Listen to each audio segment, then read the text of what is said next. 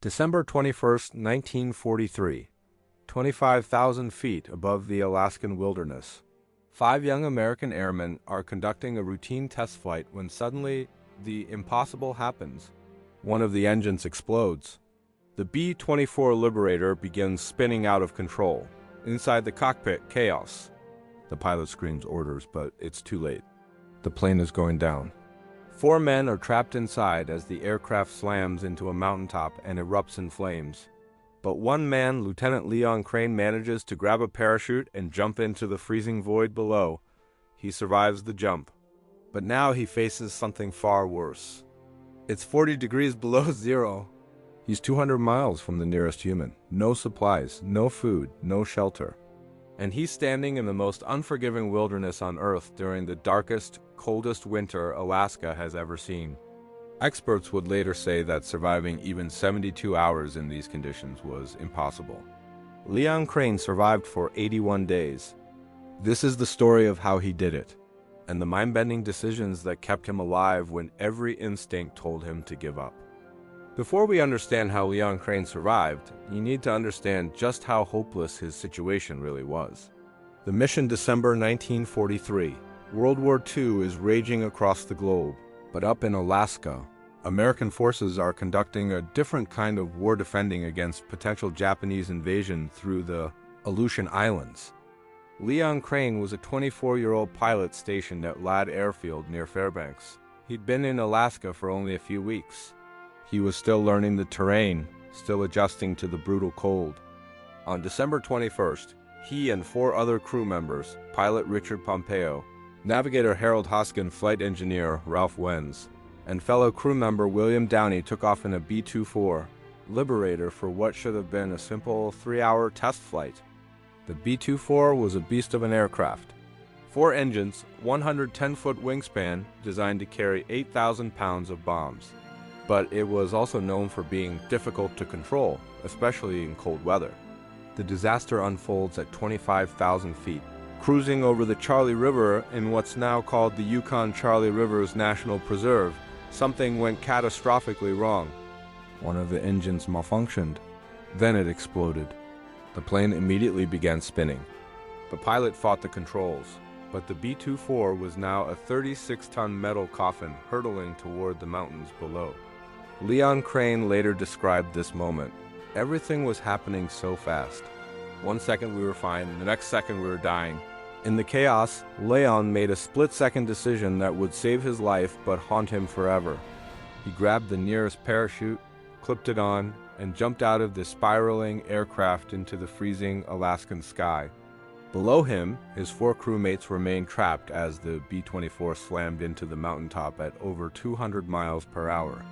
The explosion could be seen for miles. Leon Crane was the only survivor.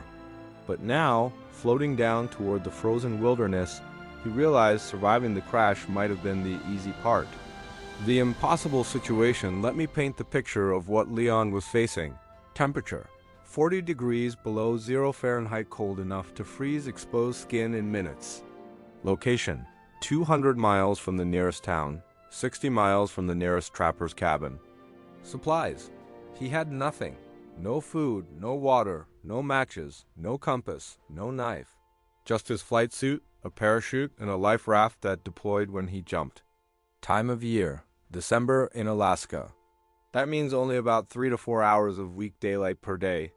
The rest is pitch black darkness. Wildlife: grizzly bears, though hibernating, wolves.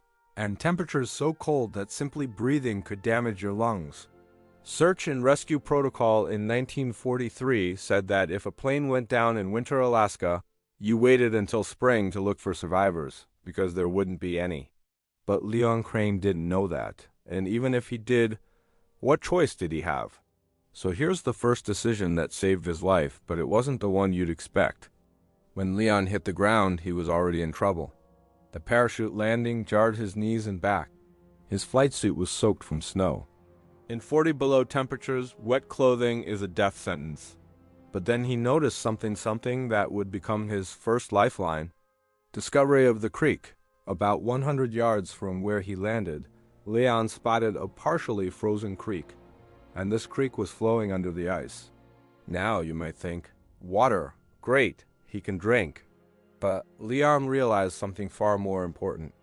Flowing water meant this creek wasn't completely frozen. And if it wasn't frozen, that meant it was warmer than the surrounding air. The ice acted like insulation. Leon Crane made a decision that survival experts today still call genius. He would follow this creek downstream, because water always flows towards civilization, right? But there was a massive problem he hadn't considered yet. The cold sets in. Within the first hour, Leon's hands were already going numb. His flight suit, designed for high-altitude warmth inside a heated aircraft, was completely inadequate for ground survival. He tried walking along the creek, but every step broke through the snow crust. He'd sink up to his waist, crawl out, take 3 more steps, and sink again. It was exhausting. By nightfall, which came at 3 p.m., he had traveled less than half a mile. And now came the darkest moment of the first day. Night 1. The will to survive. Imagine this. You're 24 years old. You just watched your friends die. You're alone in complete darkness. The temperature is dropping even further. Your body is shaking so violently you can't control it, and you realize nobody is coming. Leon later said, "That first night, I laid down in the snow and thought about just going to sleep. It would be so easy. Just close your eyes and stop." But then he remembered something his survival instructor had told him during basic training. If you can survive the first night, you can survive a week. If you can survive a week, you might survive a month. So Leon Crane made a decision that would define the next 81 days. He cut up his parachute, his only blanket, and wrapped strips of silk around his hands and feet.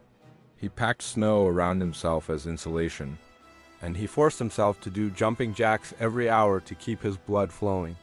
When the sun finally rose at 9 a.m. the next morning, Leon Crane was still alive.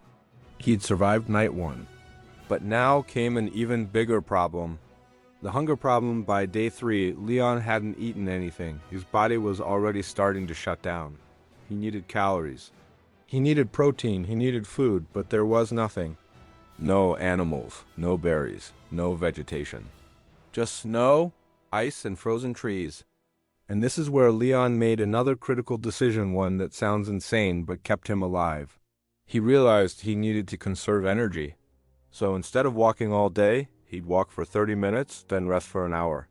Walk 30 minutes, rest an hour. This sounds counterintuitive. Wouldn't you want to cover as much ground as possible? But Leon understood something crucial. In extreme cold, your body burns calories just staying warm. If he exhausted himself walking, he'd burn through his remaining energy and die. So he rationed his movement the same way a shipwreck survivor rations water. Day 4, day 5. Day 6. Leon followed the creek. He wrapped more parachute silk around his body. He ate handfuls of snow to stay hydrated, even though it lowered his core temperature. And then, on day 7, something happened that changed everything. He found the cabin. After 7 days of walking, Leon Crane stumbled onto a trapper's cabin on the bank of the Charlie River. He later described this moment as feeling like he'd won the lottery. A cabin meant shelter. Shelter meant survival. He pushed open the door, and his heart sank. The empty cabin, the cabin was abandoned. No trapper, no supplies, no food. There was a wood stove, but no matches to light it. There were shelves, but they were empty. There was a bed frame, but no blankets except the shredded parachute silk Leon was already wearing. For most people, this would have been the breaking point.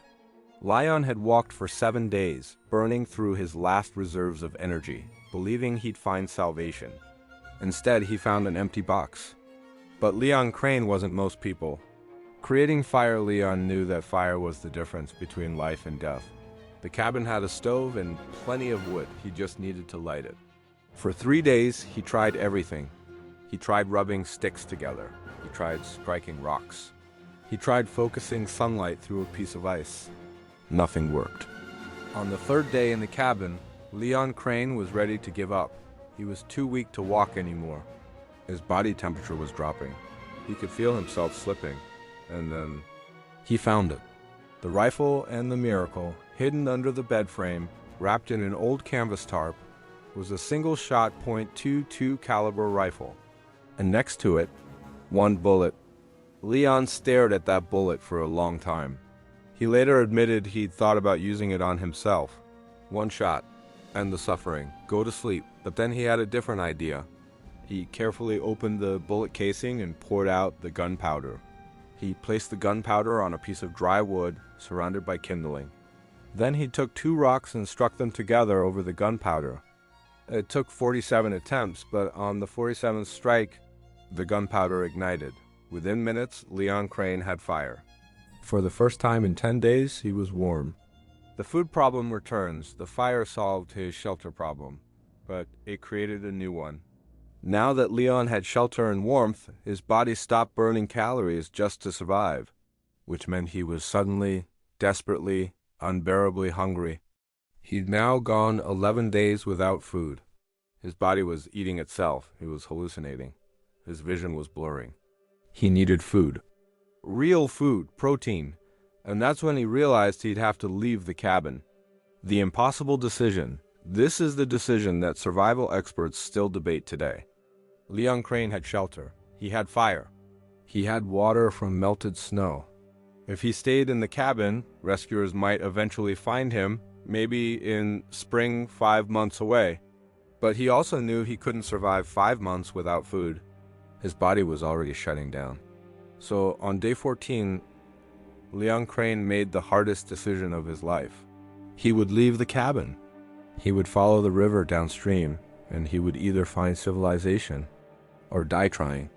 Before he left, he wrote a note on the cabin wall. Leon Crane, L. TUSAAF. December 28, 1943. Following river downstream. If you find this, please tell my family I tried. Then he stepped back into the frozen wilderness. Days 15 through 80 were a blur of suffering that Leon Crane could barely remember later. He walked during the few hours of daylight. He dug snow caves at night. He ate nothing but occasional handfuls of rose-hip small berries that he found frozen on bushes. The breaking point, by day 60, Leon had lost over 80 pounds. His flight suit hung off his frame like a scarecrow. His feet were so frostbitten, he could no longer feel them. His hands were blackened and cracked. He'd stopped talking to himself weeks ago. He'd stopped thinking clearly. He was operating on pure survival instinct. Walk forward, find water, don't sleep too long. And then, on day 79, he saw smoke. The cabin at Woodchopper Creek, it took Leon 2 days to reach the smoke. He could only walk for a few minutes before collapsing, but he kept going. On March 11, 1944, exactly 81, days after the crash, Leon Crane crawled up to a small cabin on Woodchopper Creek. Inside were 2 trappers, Phil Burrell and Al Ames. When they opened the door, they found a ghost. Leon Crane was unrecognizable. His beard was frozen to his chest. His eyes were sunken. His skin was gray. Phil Burrell later said, "I thought he was a corpse that had somehow learned to walk. I've never seen a human being that close to death and still breathing." Leon Crane managed to whisper 3 words, "I'm an American pilot." Then he collapsed. The rescue. The trappers fed Leon small amounts of food. His stomach had shrunk so much that eating too fast would kill him. They wrapped him in blankets. They radioed for help. 3 days later, a rescue plane landed on a frozen lake nearby and airlifted Leon to Ladd Airfield Hospital. Doctors gave him a 50-50th chance of survival. He'd lost 40% of his body weight. His feet were frostbitten beyond saving. They have to amputate several toes. His organs were failing. But Leon Crane had survived 81 days in conditions that should have killed him in 72 hours. 2 months later, he walked out of that hospital on his own 2 feet. So what can we learn from Leon Crane's survival? The 3 decisions that saved his life. 1. He moved slowly while every instinct screamed, "Run." Leon conserved energy. He understood that in extreme cold, panic kills.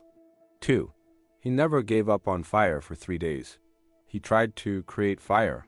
Most people would have quit. Leon kept trying. 3. He left safety. The hardest decision, leaving the cabin, was also the one that saved him. Staying would have meant starving to death in comfort. What happened next? Leon Crane returned to duty in 1945. He flew combat missions in Europe. He survived the war. After the war, he rarely spoke about his 81 days in Alaska. When asked about it, he'd say, "I just did what I had to do." Anyone would have done the same, but that's not true. Very few people could have done what Leon Crane did. In 1981, 37 years after the crash, Leon Crane returned to Alaska. He hiked back to the Charlie River. He found the wreckage of the B-24 still scattered across the mountaintop, and he found the cabin where he'd created fire from a single bullet. On the wall, barely visible, were the words he'd written: Leon Crane, following river downstream. If you find this, please tell my family I tried. Leon Crane stood in that cabin and wept for his crewmates who died, for the young man he'd been, for the 81 days that had defined the rest of his life. Final thoughts. Leon Crane passed away in 2002 at the age of 82. His survival story is taught in military survival schools to this day. The crash site is now a protected landmark in Alaska. Every year, hikers trek to the location to pay respects to the 4 men who died, and the 1 man who refused to. Leon Crane survived because he made impossible decisions, because he turned a bullet into fire, because he walked when he should have stayed, because he refused to quit when quitting was the logical choice. But here's the thing that haunts me about this story. Leon Crane wasn't the only airman lost in the Alaskan wilderness during World War II. In fact, between 1942 and 1945, over 300 aircraft crashed in Alaska during the war, and some of their crews were never found. One of those crews, the crew of a B-29 superfortress called Key Bird, disappeared in 1947 on a secret mission. Their plane vanished into the Greenland ice sheet and wasn't found for 50 years. When they finally located the wreckage, what they discovered inside changed everything we thought we knew about cold weather survival. I cover that full story in this video right here. You'll see why the US military kept this crash classified for decades, and what the crew left behind that still haunts investigators today.